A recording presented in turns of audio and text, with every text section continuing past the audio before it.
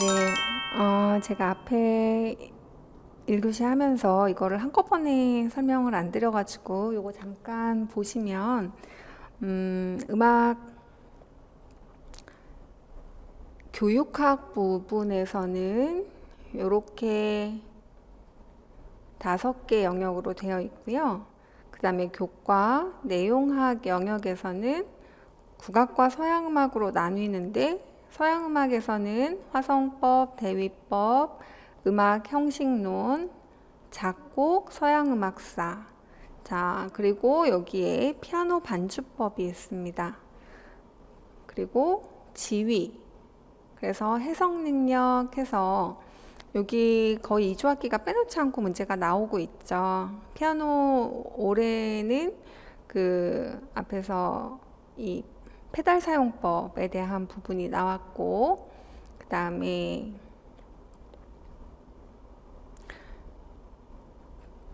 여기 총보에서 그 총보 독해력, 그쵸? 그래서 2조학기에 대한 부분, 뭐 항상 연습하는 부분들인데, 그래서 시험에 나오는 부분들은 상당히 그냥 딱 다 정해져 있어요. 그래서 거기에서 얼만큼 더 이렇게 들어갈까? 근데 이제 제가 시험 보기 전에 그런 말씀 드렸죠. 너무 메이저한 거는 이제 다 너무 습득이 되어 있어서 변별도가 좀 떨어질 수 있는데, 그렇다고 완전 마이너한 것을 내기에는 그러면 과연 이것까지 교사가 알아야 돼? 라고 하는 질문이 생길 수 있으니 마이저라는 얘기를 했어요. 좀 중요한 것 같은데 메이저는 아니고 마이너와 메이저를 약간 섞어서 마이저라는 표현을 썼는데 앞으로의 시험은 큰 아주 굵직한 흐름은 거의 중요한 거 위주로 가면서 거기에서 살짝 이렇게 격가지를 조금씩 치면서 문제가 나올 것 같아요. 그래서 올해도 뭐 그 예상했던 거에서 거의 다르지 않게 출제가 된 것 같고요. 그렇지만 항상 내는 어떤 중요하다고 하는 부분들에서 크게 벗어나지는 않습니다. 크게 벗어나지는 않아요. 그래서 서양박사 같은 경우는 각 시대별, 그러면 뭐 르네상스를 물어봤고, 그 다음에 뭐 그 전에는 중세를 많이 물어봤었는데, 르네상스와 그 다음에 이제 뭐 연주 형태와 그리고 현대음악 파트도 나왔고, 낭만도 나왔고, 그래서 각 시대별 양식을 주로 물어보면서 거기에 작곡가와 작품이 어떻게 거기에 이제 중요한 의미를 갖는 사람들을 문제를 내죠. 그리고 요 선율창작에 대한 부분도 창작으로는 안 나오고 거의 분석으로 항상 나오기 때문에 늘 예상했었던 거 그대로 나왔죠. 뭐예요? 인상주의에서 오음계, 그렇죠? 그리고 병행 이런 이제 작곡 기법에 대한 문제가 나왔고, 그리고 요거 항상 나오잖아요. 그렇죠? 그래서 요 짜임새의 문제에 대해서 이제 살펴볼 겁니다. 그리고 화성법에 대한 거는 요 부분이 거의 항상 나오고 있고, 비화성음 나왔고요. 전조 나왔고요. 그래서 거의 나오는 게 정해져 있기 때문에 거의 집중적으로 모의고사에서 항상 이 부분을 늘 문제로 다뤘는데, 역시 뭐 근데 이번에 그 이런 기초 파트가 이렇게 어렵게 나오지는 않아서요. 서양음악 파트 쪽이 그리고 교육론 파트 아까 우리가 살펴봤고, 이제 국악 같은 경우는 기보법에 대한 거 아까 나왔죠. 뭘로 나왔어요? 그 합자보가 나오고, 그 다음에 주법에 대한 게 나오고, 장단 관련 용어 해서 2소박, 3소박 해서 그 구조를 이해하는 거 나왔고, 그쵸? 그 다음에 조에 대한 거 나왔고, 연주 형태에 대한 거 나오고, 그리고 국악곡의 특징 해서 성악곡과 기악곡이 각각 여러 악곡들이 나왔어요. 그래서 민소각에서도 나오고, 그 다음에 그 저기 정악에서도 나오고, 그런 식으로 해서 그 다음에 이제 인물사, 지금 여기 이렇게 세 파트 봤거든요. 인물사가 나왔죠. 그래서 인물사가 나오면 보통은 뭔가를 시작한 인물, 아니면 획기적으로 뭔가를 업적을 이룬 인물, 아니면 무슨 서적이나 문헌 같은 것들을 의미 있는 걸 남긴 인물, 보통 이런 그 어떤 장르에 있어서 굉장히 중요한 이 출발점이 된 사람들 중심으로 나온다고 했는데 역시 올해도 예외 없이 그렇게 나왔습니다. 자, 그래서 그리고 장구연주법. 그래서 편락 문제가 이제 복판, 그러니까 변죽 치다가 복판 치는데 그게 어디부터냐? 제가 보기에는 요 문제가 올해 문제 중에서 가장 난이도가 있는 문제가 아니었나 생각이 들어요. 뭐 단서를 찾기가 쉽지 않습니다. 이거는 그냥 알고 있어서 풀어야 되는 문제예요. 그래서 제가 논문을 가져왔거든요. 여러분들이랑 이제 확인을 해드리려고 이게 어디냐 뭐 이렇게 여러 이제 질문들을 제가 좀 많이 받아서 확인을 해드리려고요.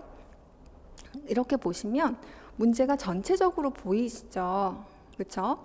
그리고 현대음악 교육 철학에서 우리가 엘리엇 나왔고 현행 교육과정 물어봤고 그렇죠? 심리이론에서 뒤에 맨 마지막 문제 형태주의 나왔고 그렇죠? 그리고 교수법에서 달크로즈 나왔고 그리고 평가 쪽에서 이렇게 나왔습니다. 그러니까 이거를 하나하나 다 맞춰가면서 문제를 내는 거예요.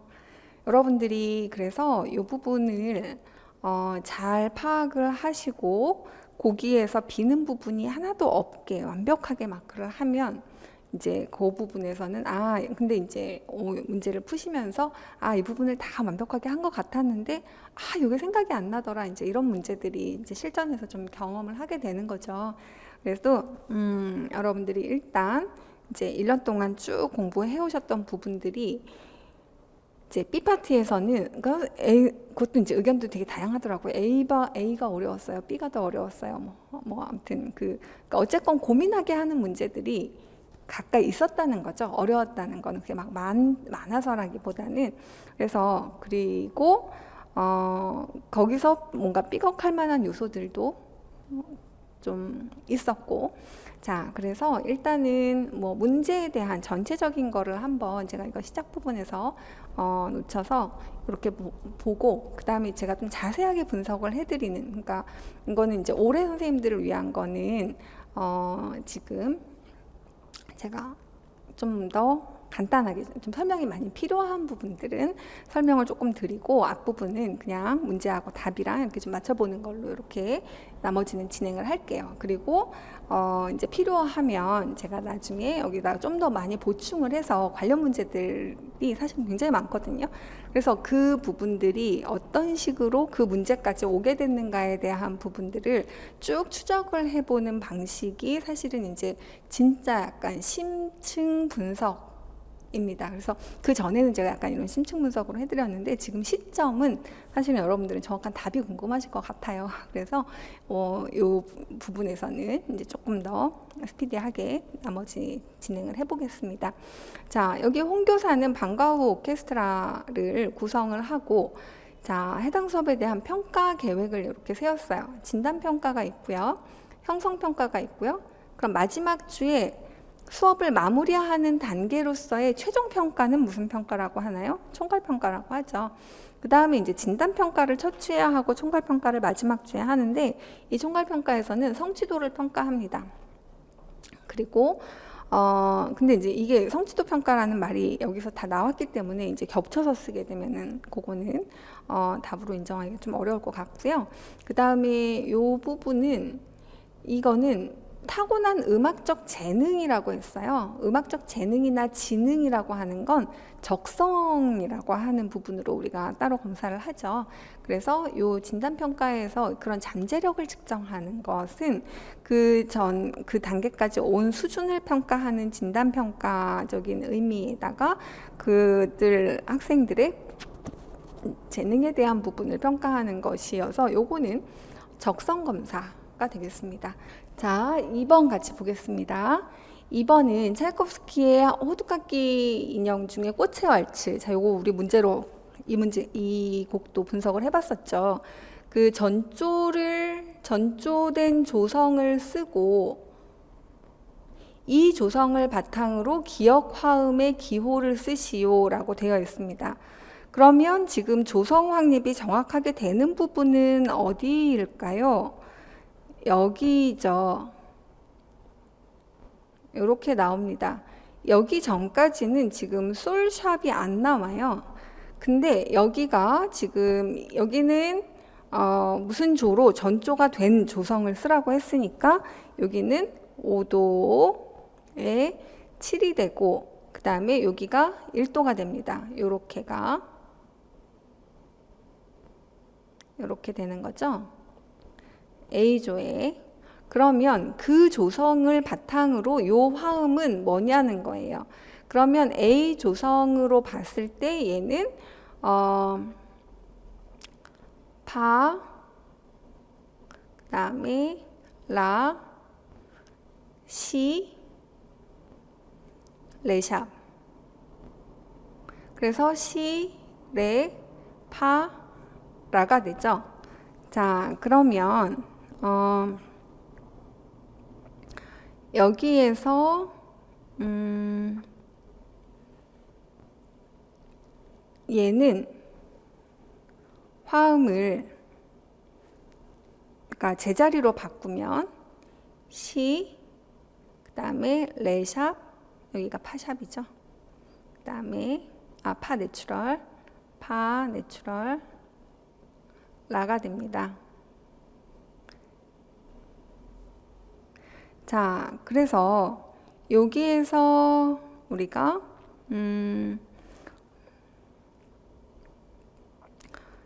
얘가 뭐가 되냐면 이 A조로 봤을 때 2도의 7에서 얘를 반음 낮추고 그 다음에 얘를 반음 높여서 몇 도를 만들었어요? 감삼도를 만들었죠. 그러니까 얘를 자리바꿔 하면 증육화음이 되는 거고 그래서 2도의 7에서 증육화음 된 거는 프렌치 6이에요. 그래서 자, 요렇게 요게 답이 되는 거죠. 요렇게.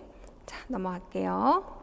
그 다음에 3번을 보시면 요것도 앞에서 우리 문제 살펴봤었죠. 그러니까 파이널 콕콕에서 교과서에 있는 거 하나하나 짚어서 해드렸는데 요거 아까 다 짚어드렸으니까 그냥 그대로 넘어가겠습니다. 그래서 여기가 헤르라고 했을 때 요거가 2가 되는 거죠. 레 했을 때 레 해서 요거 그 다음에 요거는 우트 해서 요 모음이 도가 되는 거죠. 그런 식으로 해서 여기는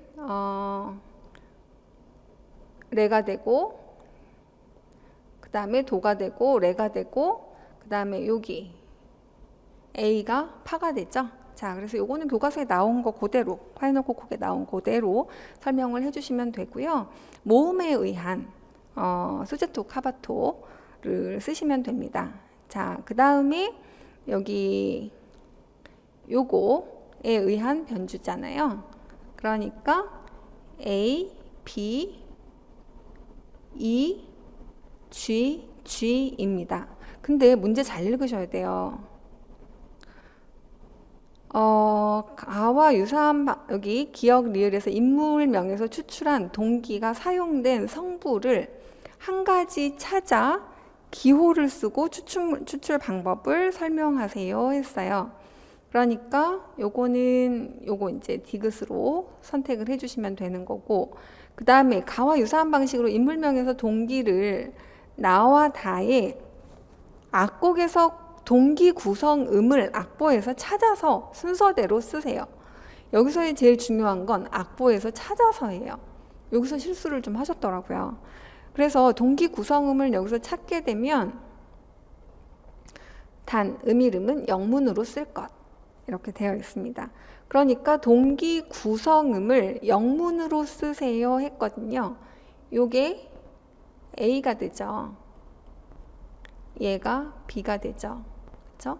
근데 구성음은 B 플랫이 되고요. 얘는 E가 되죠. 그 다음에 여기 G가 되고 여기 G가 되죠.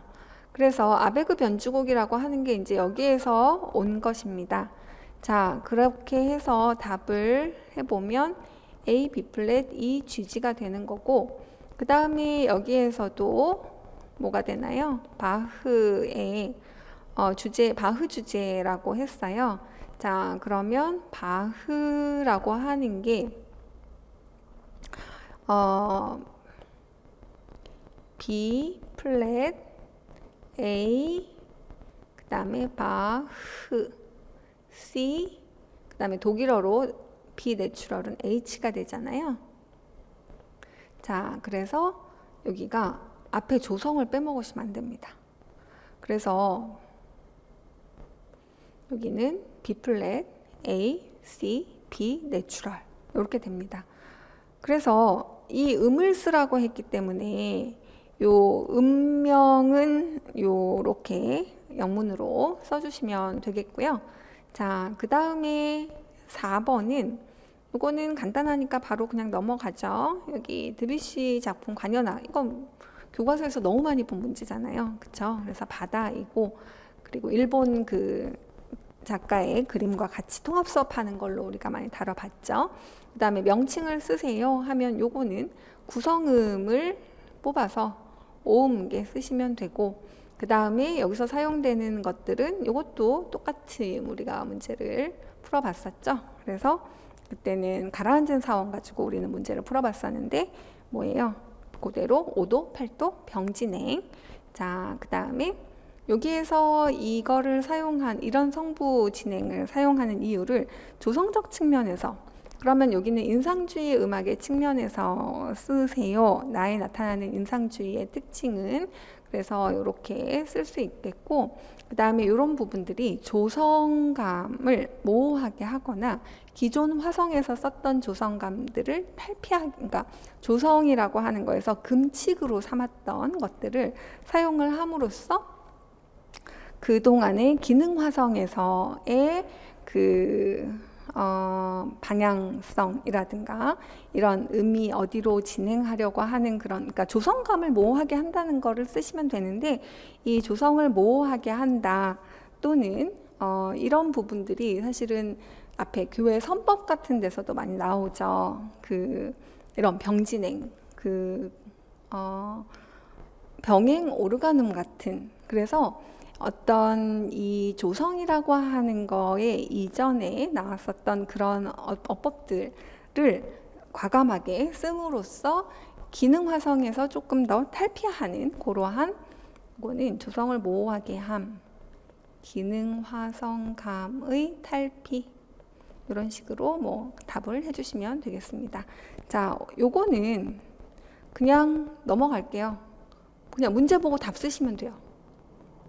근데 너무 정말 이거 이렇게 쓰는 거 맞나? 네, 문제를 읽으면 그냥 그대로 쓰라고 했어요. 방법은 연주주법 2가지를 나에서 찾아 쓸 것, 나에서 그냥 찾아 쓰시면 됩니다. 요거하고 요거하고 찾아 쓰시면 되는 거예요. 그리고 이렇게 해서 검은 띠를 지칭하는 요 용어는 우리 아까 이것도 역시 파이널 곡곡에서 다 봤었죠. 밀집 음군 또는 톤 클러스터, 이렇게 답을 해주시면 됩니다. 그 다음에 이러한 음향을 표기하기 위한 사용 방식 기보법은 그래픽 악보라고 하죠. 기보 방식은. 자, 넘어갑니다. 브루크너의 관악 합주. 자, 여기 글로리아. 자, 요 곡을 B플랫조로 연주하기 위한 실제 실음을 내기 위해서는 어느 조성으로 표기해야 합니까? 했어요. 자, 그러니까 여기 이 C에서 B플랫조 악기는 장 2도 높게 소리가 난다는 거 우리가 알 수 있으니까 D장조로, 그 다음에 여기 교창식으로 노래하는 효과를 사용하기 위해서, 효과를 내기 위해서 사용한 방법을, 자, 여기 구성 요소와 연주 형태의 관점에서 서술하세요. 자, 이것도 우리 엄청 연습 많이 했습니다. 기출에서 다 보여줬어요. 이런 거를. 그래서 기출부터 쫙 이렇게 짚어서 하는 거는 우리가 조금 더 추후에 분석을 해드릴게요. 여기 구성 요소라고 하는 부분은 두 가지를 생각할 수 있는데 짜임새와 샘여림을 생각할 수 있습니다. 자, 그리고 여기를 보시면, 그러니까 여기가 어떻게 지금 교창식으로 노래하는 효과를 나타내기 위해서라고 하는 게, 교창식으로 한다는 것은 여기가 뭘로 되어 있냐면 짜임새가 유니즌으로 되어 있어요. 마치 솔로처럼. 그리고 여기는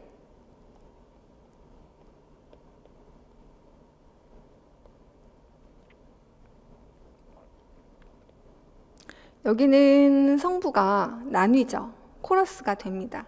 그래서 여기는 호모포니로 되어 있어요. 자, 뭐가 될까요? 교창처럼 들리겠죠. 여기는 솔로로 하고, 솔로는 아니지만 유니즌으로 연주를 하고, 여기는 호모포니.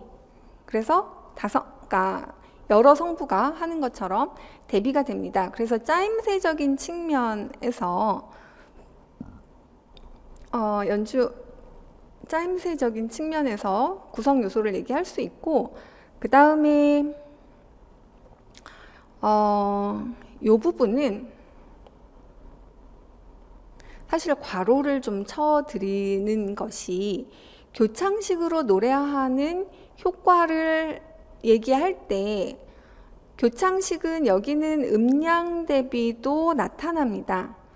그래서 여기는 교창식으로 한다고 하면 그 작은 편성과, 그러니까 작은 편성이 아니라 솔로와 합창단이 서로 주고받는 효과를 얘기하는, 잠시만요. 아니고 작은 편성, 그러니까 안티포나를 얘기를 하는 거죠. 그래서 작은 편성과 그 다음에 큰 편성이 서로 주고받는 그러한 효과입니다. 그래서 그 서로 다른 합창단이 두 개가 서로 왔다 갔다 하는 것을 우리가 이제 교창식이라고 하고, 이거 항상 헷갈리죠. 그 레스폰소리올인지 안티포날인지. 근데 여기서는 안티포날로 문제가 나왔네요. 그래서 요 교창식으로 노래한다라고 했을 때는, 자, 유니진과 호모포니, 그러니까 유니진은 모노포니인 거죠.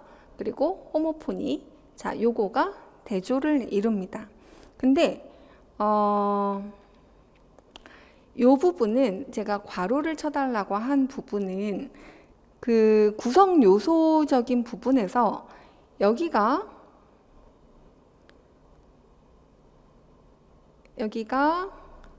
전체적으로 음악 요소가 피아노가 되고, 여기가 전체적으로 포르테, 시모가 됩니다.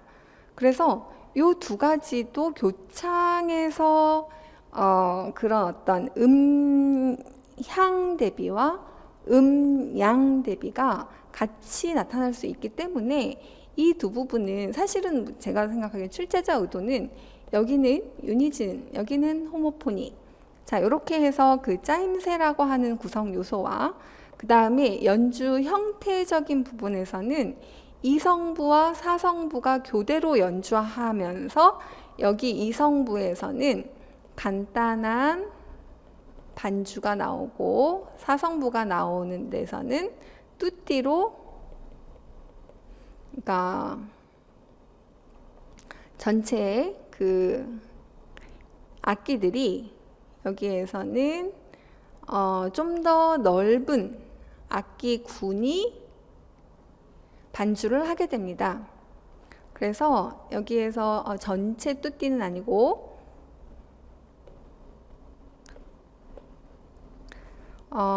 폭넓은 오케스트라 반주, 여기에서는 하나의 악기로만 반주를 하죠. 파got.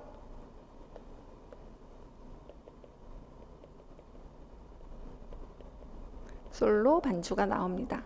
자, 그래서 여기에서의 연주 형태는 이성부와 사성부, 그리고 요 파고 반주, 그 다음에 여기는 사성부, 그 다음에 폭넓은 오케스트라 반주. 자, 아마도 요 두 개가 이 음향대조 효과에 대한 부분으로 연주 형태가, 그러니까 사실 이게 약간 겹칠 수 있어요. 짜임새라고 하는 거랑, 그러니까 구성 요소에서 짜임새를 놓게 되면 연주 형태도 역시 이제 그 짜임새적인 부분에서 대답을 하는 거랑처럼 보일 수 있는데, 교창이라고 하는 거를 중심으로 답을 하게 되면 이렇게 답이 구성이 됩니다.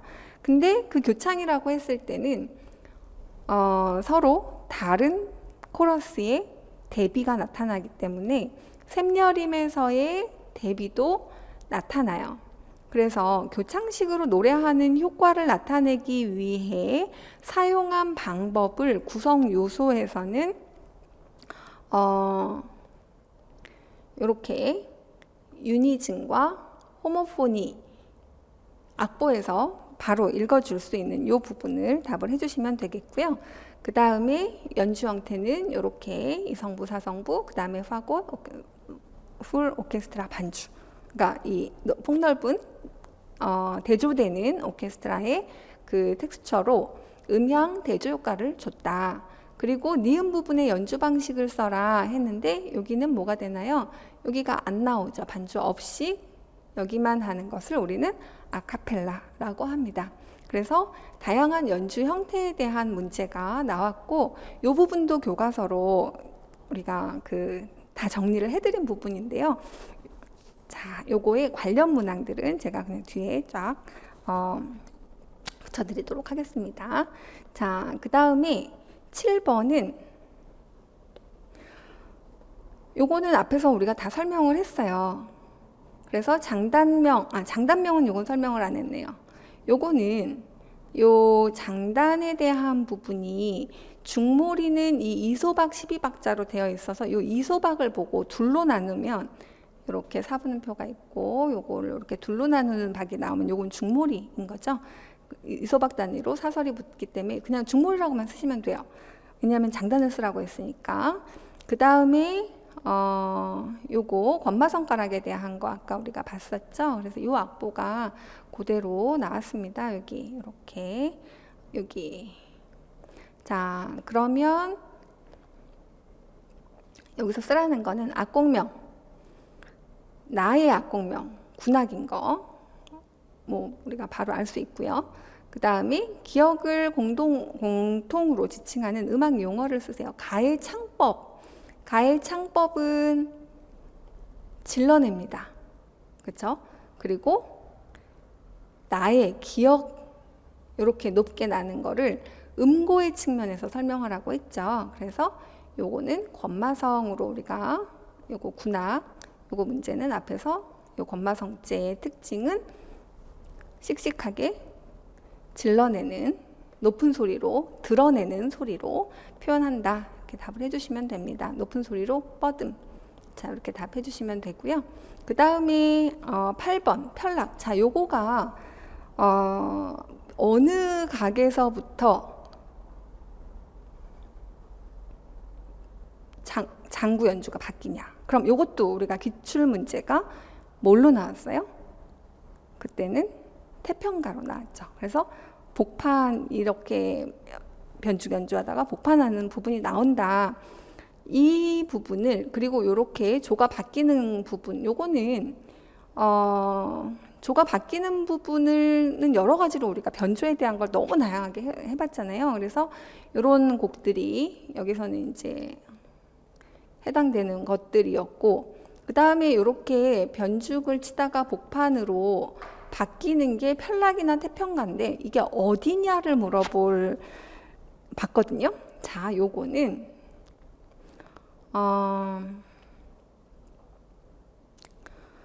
편락의 주법 변화, 선율 장단 해서 여기서부터 바뀝니다. 3장 구각이에요. 그래서 3장 구각에서부터 복판으로 바뀌고 질릅니다. 저 하면서 10각에서 질러내요. 그래서 10각, 11각, 12각 이렇게 나오고요. 그 다음에 여기 중여음이 나와요. 그래서 선생님들이 중여음에서부터 바뀌나 뭐 이렇게 생각하고 쓰신 분들도 계신 것 같은데, 여기는 이 3장에서 4장으로 넘어가기 전에, 중여음 전에서 바뀝니다. 그래서 얘가 이 하나, 둘, 셋, 넷, 그러니까 이 중여음 나오기 네 번째, 아니면 앞에서부터 하면 이제 구각이 되는 건데요. 구각이 되는 건데, 그래서 요 부분, 그러면 거머득 저무는 뭐 하면서 나오는 부분이 어디냐면 일각으로 여기서는 제시가 됐어요. 그래서 여기서 이제 몇 번째 박이냐면 여기 저 부분부터 바뀝니다. 자, 그래서 답은 일각이 되는 거고요. 자, 여기 이렇게 답을 정리해 드릴 수 있겠습니다. 자, 9번 보겠습니다. 9번은 산형을 쓰라는 문제, 해금 산형을 보고 여기에 어떤 악조를 연주하기 위한 것이냐. 악조면 평조 아니면 계면조겠죠. 그래서 이 둘 중에 어떤 거를 이제 평조로 봐야 되는데, 여러분들한테 시험 보기 전에 무조건 자세하게 들여다보면 단서가 보일 거다. 모르면 심호흡을 하고 다시 들여다보세요 라고 말씀을 드렸는데요. 사실 이거는 외워서 푸는 게 아니라 거리를 보고 푸는 문제예요. 그래서 올해 냈던 문제 중에 그래도 제일 좀 뭐라고 해야 될까요? 그냥 생각해서 푸는 문제로 낸 게 아닌가 싶고, 요거는 뭐 여러분들이 너무 잘 알고 계시죠? 이게 음량을 조절하기 위해서 줄풍류와 대풍류에서 그 원산을 복판에 중앙에 놓는지 또는 그 주변에 놓는지 옆으로 놓는 가로 놓는다고 그러죠. 가장자리에. 그래서 요거는 어렵지 않게 푸셨을 것 같은데, 요거는 자, 일단 들여다 보니까 여기와 여기의 거리가 여기가 뭐네요. 여기가 멀어요. 여기는 여기가 멀어요. 그러면 우리가 하1은 어떻게 돼요? 이제 우리가 솔, 라, 도, 레, 미, 솔. 그러면 얘가 궁이면 얘가 하1이 되죠. 하1, 하2 또는 라, 도, 레, 미, 솔, 라가 되면 얘는 계면조인데 얘가 하1이 됩니다. 그러니까 라, 도, 레, 미, 솔, 라. 그러면 이 하1과 하2가 여기는 3도예요. 여기는 2도예요. 그리고 여기가 3도예요. 하3과 하4, 하3과 하4, 여기가 3도예요. 그러니까 얘가 평조, 얘가 계면조. 이렇게 보고 거기에서 단서를 얻어서 오음 음계에 대한 정확한 이해가 뒷받침이 돼서 문제를 접근하면 이렇게 답이 나옵니다. 자, 그리고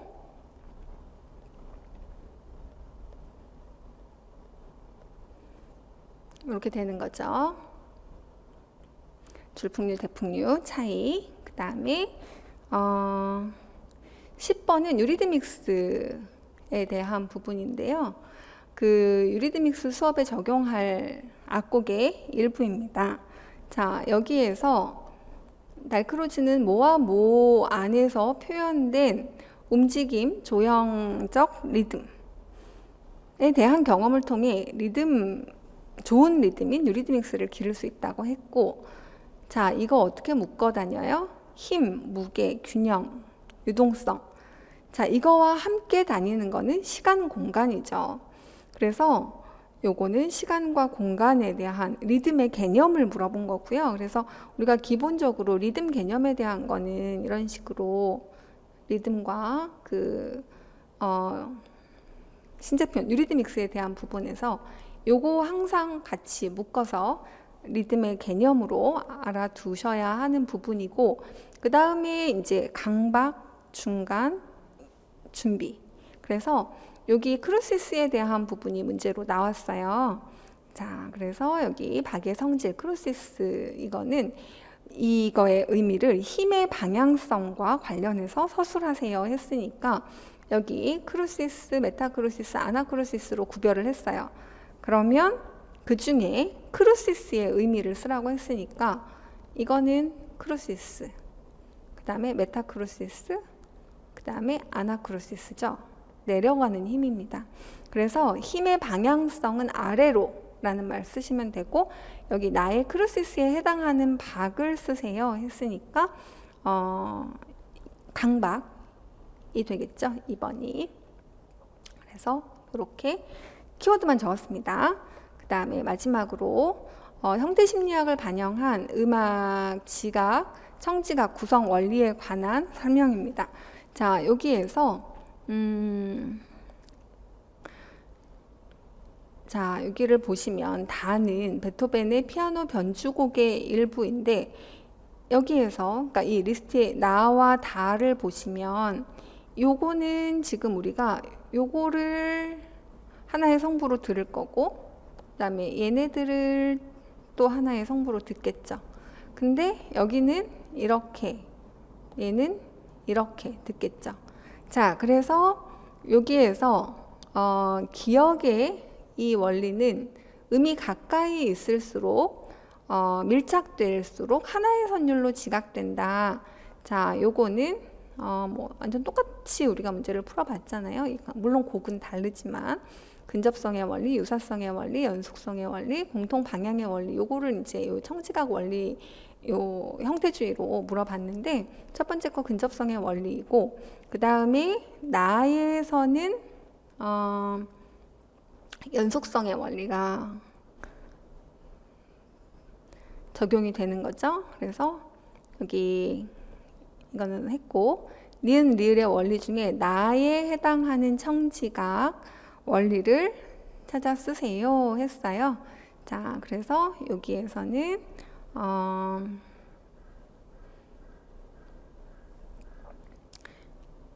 연속성의 원리가 되겠죠. 그렇죠? 그래서 얘는 지금 이렇게 있고 얘는 이렇게 가고 있죠. 얘는 이렇게 있고 얘는 이렇게 갑니다. 그러면 상행하거나 하행하는 음들의 진행에 따라서 이거를 하나의 선율로 지각을 하게 되는 거죠. 리을, 나는 리을의 연속성의 원리인 건데 지금 요거,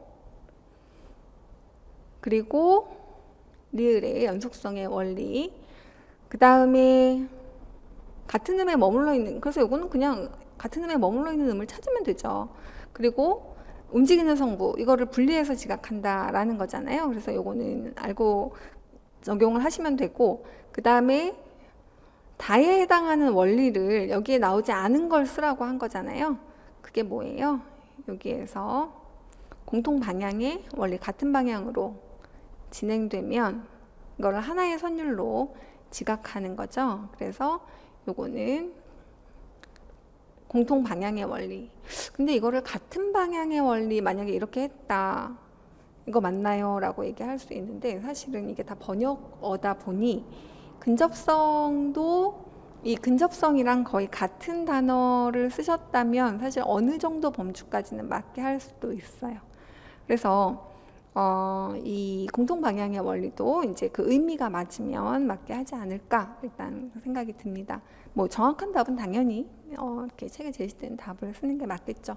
자, 여기까지 해서 간단하게 우리가 B파트까지 답을 살펴봤는데, 질문이 있으면 이제 카페를 통해서 좀 더 질문을 하시면 될 것 같고, 그리고 채점을 하는 거에 순기능과 역기능이 항상 있는데요.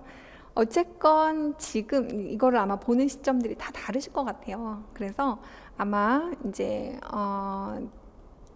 지금 보시는 선생님들은 그래도 이제 요게 이렇게 뭔가 말들이 되게 많은데 뭐가 답이야 궁금했던 것들 아마 선생님들이 좀 찾아보시지 않을까 이렇게 생각이 듭니다. 그래서 그런 것들을 이제 여러분들이 살펴볼 수 있는 그런 정도로 이전에 제가 유튜브에 올려드렸던 것보다는 훨씬 더 컴팩트하게 이제 진행을 했어요. 시점이 그래서. 근데 이제 우리가 수업을 개강을 하게 되면 이 문제 하나를 둘러싼 무수한 역사가 있어요. 무수하기까지는 아니고 기출문제에 이 문제가 도달할 수 있는 쫙 역사가 있어요. 그래서 그렇게 많은 문제들을 말하자면 콕콕 집어드릴 수 있는 거예요. 그거는 그냥 기출문제가 얘기를 하고 있거든요. 그래서 이건 다 나와야 되는데 아직 안 나왔던 거라든가 아니면 현재 교육과정이 집중적으로 관심을 갖고 이렇게 강조하는 부분들이 잘 담겨 있는 악곡들 그리고 이런 이제 그런 어떤 것들을 잘 고려해 보면 사실 그리고 이제 교과서와 어떤 항상 내겠다고 하는 그 어떤 가장 기본들 있죠. 그런 부분들을 근데 이게 시험 상황에서 다 생각해 내도 실수 없이 쓰는 것 자체는 항상 어렵습니다. 그래서 아무리 잘하시는 분들도 사실 꽤 감점이 그러니까 생각보다 감점을 더 많이 당할 수밖에 없지 않을까 일단 생각이 들어요. 그래서 섣불리 커트라인이 얼마다 이런 얘기들 그리고 허언 친구 얘기 있죠. 제가 허언 친구라는 거는 그냥 우리 뭐 한번 투표해 볼까요? 그러면 일단 그냥 높은 데 막 쓰는 거죠. 예, 물론 이제 희망사항일 수도 있고 아니면 진짜로 본인은 그냥 난 이 정도 점수 받았을 거야 라고 생각하고 이렇게 쓰는데 그게 사실 정말 많이 맞지 않아요. 그래서 일단은 무조건 이거 그냥 딱 지우고 1차 했었던 것만큼 2차를 전력 질주를 하시는 거예요.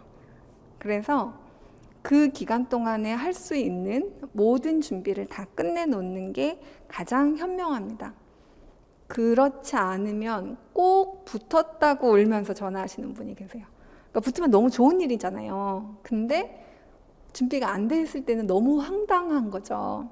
그 남들이 정말 너무나 원하는 그 기회가 그냥 날아갈 수 있는 거니까. 그래서 뭐 근데 그때부터 해가지고 그때부터 정말 열심히 하셔서 뭐 붙으신 분도 그동안 제가 20년 넘게 수업을 했으니 당연히 봤고요.